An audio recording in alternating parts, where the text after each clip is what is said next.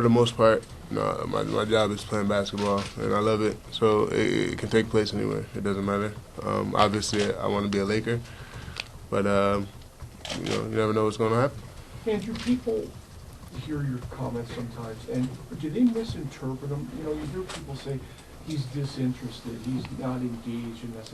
From your standpoint, is there any truth to that at all? People will, read, 3-4 words, and then take what they want from there. Obviously, my statements are a bit long-winded at times and can need to be, the whole statement should be heard. Maybe not just taking things out of context. So you're not an aloof guy or disinterested or anything. You love what you're doing. I wouldn't say I'm aloof at all. I'm definitely want to play basketball. I wouldn't be doing it.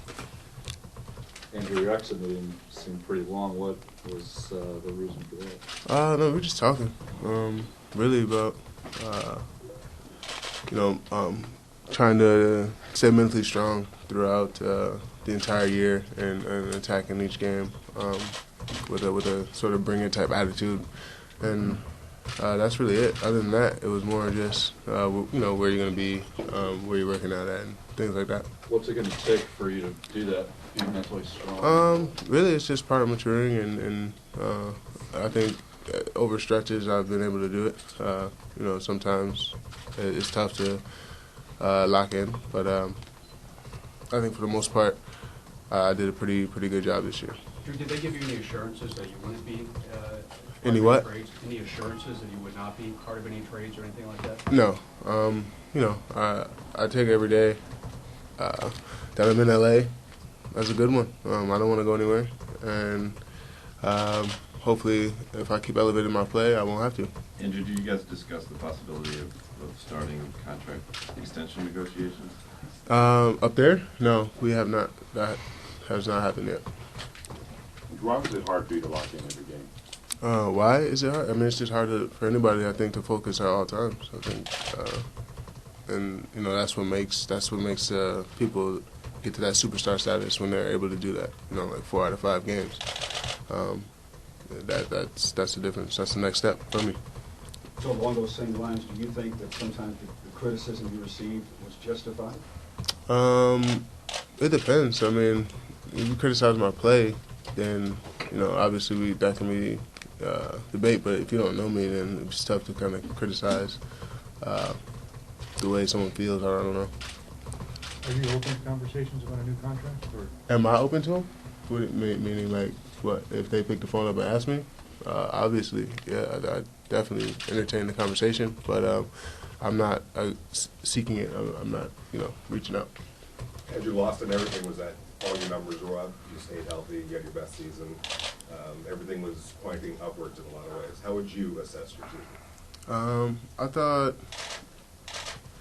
in the regular season, I played pretty well, and I stayed healthy, which was a big thing. But I thought that while the shortened season was, a lot harder on the body and not having time to recover, it also kind of keeps you in rhythm. You're playing a game every night and you're learning, and you're making mistakes in game and having to deal with them and having to fix them. So that was actually pretty cool, pretty good. Obviously in the postseason, teams run different schemes, and in the Denver series, it was amazing. I guess it's a sign of respect. I was definitely getting respect, but they're double and triple teaming me. So that was something I'm going to look at, and I have to take into account when I develop my game this offseason. I want to come back with a jump shot, 15 to 18 feet, and obviously, work on a turnaround so that I can shoot away from the double team. Those are those things. With my role with the team? Yeah. Yeah, I definitely was. It was more, I should say, I don't know. I had more responsibility for sure. We kind of go as I go, especially when we play good teams. Drew, where do you consider yourself in terms of being a leader of this team, and how important is that to you, just the concept of leadership? Well, for the most part right now, obviously Kobe's our leader, and it's followed by Powell. And then, I'm kind of just sitting back and really need to I would say definitely to mature and get the locker room to follow me, kind of. That would be have a presence, have an aura that kind of demands my teammates' respect and so forth. So that's something I could definitely work on. Is it important to you? I mean, if I'm gonna want to have a superstar type career, successful career, I'm gonna have to get that. Andrew, you were excited coming into this season because it was the first time you were healthy coming into a season in a while. Now going through a season healthy and having another off season, what kind of progress do you think you can make from that point, just with your body and getting it more? No, my body feels great. I have a solid plan. It's been working for me. Like I said, I'm in July and August. I'll be in Atlanta training, and really just staying ready. It's great because I get to add to my game. I don't have to worry about surgeries. I don't have to worry about taking time to rebuild muscle and all that stuff. I kind of keep building, ramping up from here. So it's going to be a different feel.